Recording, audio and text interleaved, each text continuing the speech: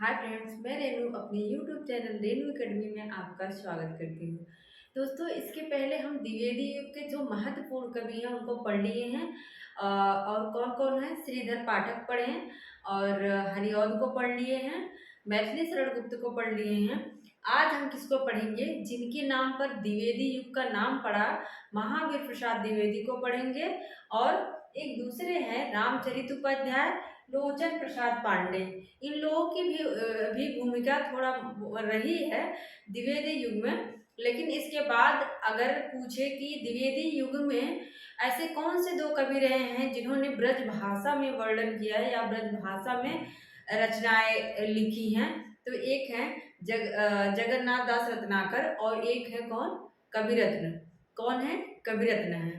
तो उनको भी हम आगे पढ़ेंगे और भी अच्छे से उनकी रचनाओं को ट्रिक के माध्यम से याद करेंगे। लेकिन आज कौन है हमारे महावीर प्रसाद द्विवेदी हैं। इनको ये 1864 मतलब उपाध्याय जो हरिऔध हैं, अयोध्या सिंह उपाध्याय हरिऔध हैं, उनके पहले आते हैं। उनका क्या है? 65 है, 1865 है जन्म सन, और इनका क्या है? 64 है। आप लोग द्विवेदी युग के कवियों का क्या है, क्रम याद कर लीजिए, क्योंकि उनका क्रम एग्जाम में पूछा जाता है। और मैं कोशिश भी करूंगी कि उन कवियों का क्रम जो है ट्रिक के माध्यम से याद करवा दूं। अगर आप लोगों को द्विवेदी युग के कवियों का ट्रिक चाहिए तो आप कमेंट बॉक्स में कमेंट करिए, मैं उस पर जरूर वीडियो बनाऊंगी। आज कौन है? महावीर प्रसाद द्विवेदी। महावीर प्रसाद द्विवेदी, इनका जन्म कब होता है? 1864 में। जन्म कब होता है? 1864 में। मृत्यु कब होती है? 1938 में। मृत्यु कब होती है? 1938 में होती है। कहाँ हुआ था इनका जन्म? रायबरेली। इनका जन्म कहाँ हुआ था? रायबरेली। और रायबरेली के दौलतपुर गांव में जन्म लिए थे। कहाँ? दौलतपुर गांव में। इनका जन्म स्थान भी पूछा गया है कभी कभी, लेकिन इनका समय आप लोग जरूर याद रखिएगा।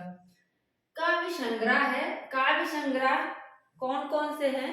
इनके काव्य जो है इतने प्रसिद्ध नहीं हुए, इनकी कविताएं इतनी प्रसिद्ध नहीं हुई जितना कि इनका निबंध पूछा जाता है, या जितना कि इनका जो निबंध में स्थान है, जो उच्च स्थान है, वो किसमें है? निबंधों में है, ना कि काव्यों में। हालांकि ये जो काव्य उस समय द्विवेदी युग में जो काव्य लिखे जा रहे थे, ये क्या कहते थे? इनका कहना था कि जो भाषा है वो सरल सुबोध होनी चाहिए, व्याकरण संबंधित त्रुटियां नहीं होनी चाहिए। तो इनके काव्य कौन कौन से हैं? काव्य मंजूषा, सुमन, काव्य कान्य कुब्ज अबला विलाप, कान्य कुब्ज अबला विलाप, देवी स्तुति शतक, देवी स्तुति शतक, कान्य कुब्ज वली व्रतम। कभी कभी रचनाएं पूछी गई हैं, तो आप लोग क्या करेंगे? इनकी रचनाओं को याद कर लेंगे। आप लोग को इतना पता होगा कि महावीर प्रसाद द्विवेदी जो हैं वो व्याकरण संबंधी जो त्रुटियां थी उस पर बहुत ज्यादा ध्यान देते थे। और तो इसीलिए याद रख लीजिए, इनकी जो रचनाएं हैं क्या है, देख रहे हैं हम कि संस्कृत की तरह लग रही है ना। जैसे देख रहे हैं काव्य मंजूषा, ऐसा लग रहा है ये संस्कृत का शब्द है। तो महावीर प्रसाद द्विवेदी की रचना कौन सी हुई? काव्य मंजूषा। सुमन हुई कान्य कुब्ज अबला विलाप, कान्य कुब्ज अबला विलाप मतलब एक मंजूषा नाम की लड़की है, उसको कौन मिलता है? क्या मिलता है? सुमन मिल जाता है। क्या मिलता है? एक कौन है? मंजूषा नाम की लड़की है, उसको क्या मिलता है? सुमन मिल जाता है। फिर क्या करने लगती है? वो विलाप करने लगती है। मतलब सुमन मिला, वो क्या करने लगी? विलाप करने लगी, मतलब कान्य कुब्ज अबला विलाप। फिर क्या हुआ? उसको जब विलाप करने लगी तो विलाप में क्या लगा दिया उसने? शतक लगा दिए। इतना उसने रोया, क्या हो गया? शतक लगा दिया। और फिर काव्य कुब्ज बलि व्रतम, फिर क्या हो गया? वो बलि चढ़ गई, वो बलि व्रतम हो गई। फिर से याद रख लीजिए, मंजूषा नाम की लड़की है, उसको सुमन मिलता है, फिर वो क्या करने लगती है? विलाप करने लगती है, और विलाप में शतक लगा देती है। फिर क्या होता है? कान्य कुब्ज, वो फिर बलि हो जाती है, मतलब बलि व्रतम। इतना तो याद हो ही गया होगा। और इनकी अनुदित भी रचनाएं हैं। अगर इनकी रचनाएं देखी जाए तो इनकी पूरी रचनाएं मतलब मौलिक और अनुदित रचनाओं को मिला के लगभग कितनी रचनाएं हैं? 80 रचनाएं मानी जाती है कि इन्होंने 80 रचनाएं किया था। फिर अनुदित काव्य कौन कौन से हैं? एक है विनय शतक भर्तृहरि। ये भर्तृहरि एक जो है संस्कृत के कवि हैं, उन्हीं के श्लोकों को इन्होंने क्या किया? दोहों में अनुवाद किया हुआ है। किसमें किया है? संस्कृत में है वैसे तो दोहों में इन्होंने क्या किया? उसको दोहों में अनुवाद किया, मतलब दोहा छंद में अनुवाद किया है। इसके बाद है बिहार वाटिका।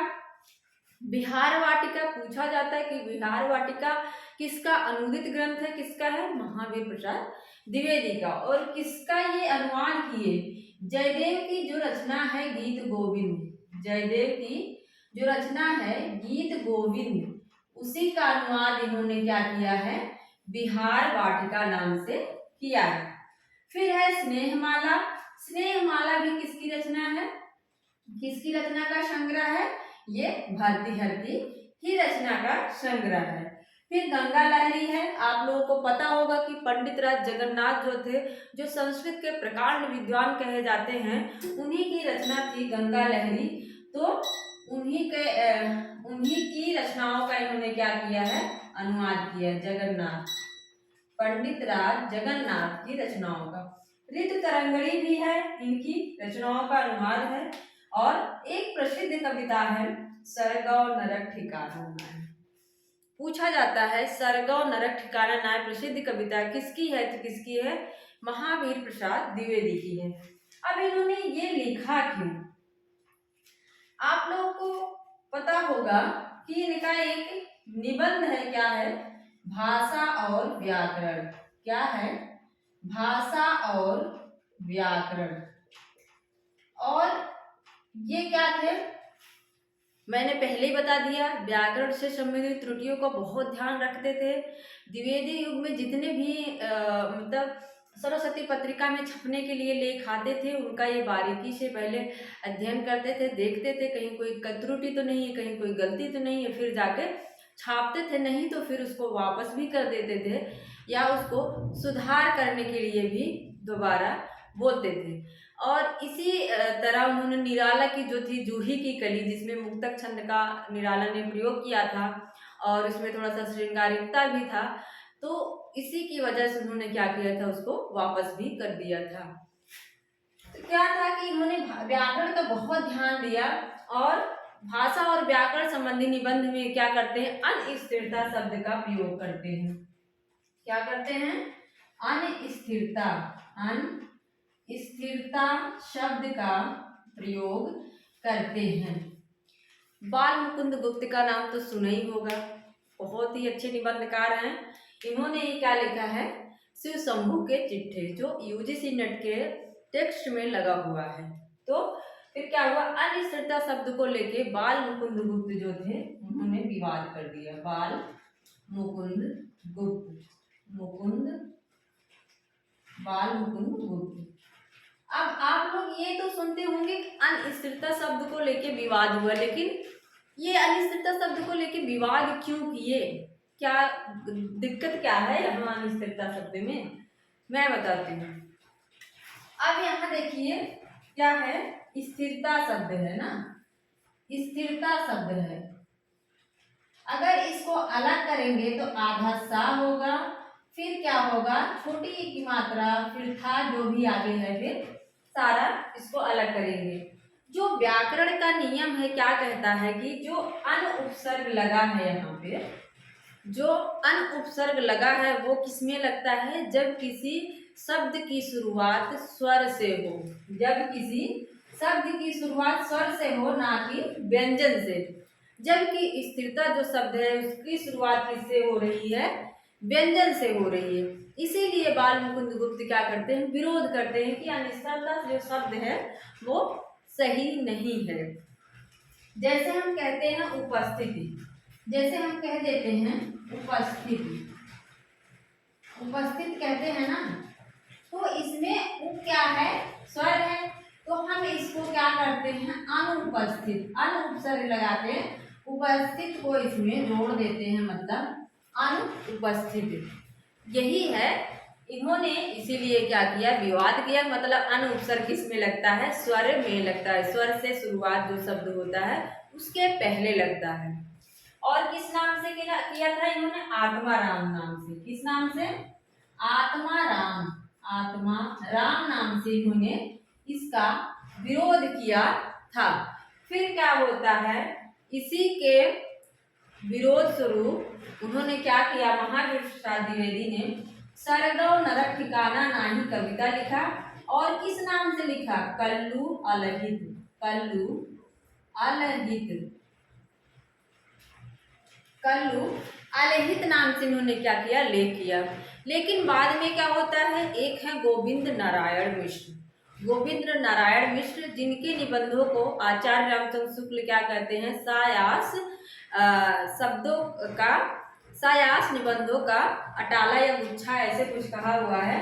तो गोविंद नारायण मिश्र क्या करते हैं, महावीर प्रसाद द्विवेदी का पक्ष लेते हुए आत्माराम टेटे नाम से एक निबंध लिखते हैं। किस नाम से, आत्माराम के टेटे, आत्माराम के टेटे नाम से क्या करते हैं, निबंध लिखते हैं। किसका पक्ष लेते हैं, पूछा जाता है तो महावीर प्रसाद द्विवेदी का। अगर आप लोग को नहीं भी याद होता है कि उन्होंने किसका पक्ष लिया, महावीर का कि गुप्त का, तो याद रख लेना कि जो महावीर होता है उसी का तो सब पक्ष लेंगे ना। जो महावीर होगा उसी का सब पक्ष लेंगे, लेकिन जो गुप्त होगा उसका पक्ष कोई नहीं लेगा, मेरा यही कहना है। इतना तो आप लोग याद हो गया होगा। और ये तो पता ही है कि सरस्वती पत्रिका का संपादन महावीर प्रसाद द्विवेदी ने 1903 से लेकर 1920 तक किया था। और सरस्वती पत्रिका को सर्वाधिक ख्याति किससे मिलती है, महावीर प्रसाद द्विवेदी की वजह से मिलती है। फिर कौन है, रामचरित उपाध्याय। कौन है, रामचरित उपाध्याय है। इनका समय क्या है, 1872 से 1938। कभी कभी हमें छिटपुट कवियों का भी कुछ समय याद रख लेना चाहिए, क्योंकि एग्जाम में जब बीच में रख देता है तो हम कंफ्यूज हो जाते हैं कि इनका समय क्या है, कैसे क्रम में लगाएं। और 38 जो है इनकी भी मृत्यु है, और 38 में ये भी क्या होते हैं, मृत्यु को प्राप्त होते हैं। इनको ये बहुत पूछा जाता है, इम्पोर्टेंट है, बहुत इम्पोर्टेंट है, मोस्ट इम्पोर्टेंट, ये देख लेना। प्रमुख सूक्तिकार, प्रमुख सूक्तिकार के रूप में कौन प्रसिद्ध है, द्विवेदी युग का प्रमुख सूक्तिकार कौन है अगर पूछे तो रामचरित उपाध्याय। कौन है, रामचरित उपाध्याय है। इनकी रचनाएं भी कुछ है, देख लीजिए। रामचरित चिंतामणि नाम पे ही है। राष्ट्र भारती, भारत भारती अगर पूछे तो आप लोग क्या कहेंगे, मैथिली शरण गुप्त का। भारत गीत किसका है, तो श्रीधर पाठक का। लेकिन राष्ट्र भारती, रा से ही राष्ट्र भारती और रा से ही राम है, तो याद रखना राष्ट्र अगर पूछे तो हम किसको लगाएंगे, रामचरित उपाध्याय को लगाएंगे।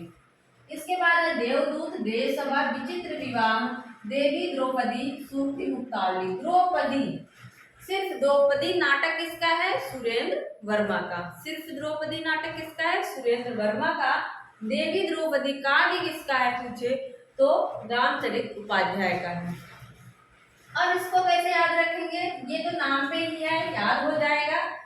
अब राम से याद करते हैं, रामचरित, राम का चरित्र क्या है, राष्ट्र में भारत राष्ट्र में क्या है, एक अच्छी छवि के रूप में जाना जाता है ना। राम का जो चरित्र है राष्ट्र भारत में एक अच्छी छवि के रूप में जाना जाता है। और क्या है, वो उनके पास दूत भी थे ना, दूत उन्होंने भेजा था ना लंका में अंगद को, तो क्या थे, वो दूत थे। और दूत को कहाँ भेजा था, देव सभा में भेजा। और फिर इन्हीं का होता है विचित्र विवाह, मतलब स्वयंवर भी रचा जाता है। मतलब रामचरित का क्या होता है, विचित्र विवाह होता है। और सभा में ही द्रौपदी का चीर हरण भी होता है। देव सभा में ही क्या होता है, द्रौपदी का चीर हरण भी होता है।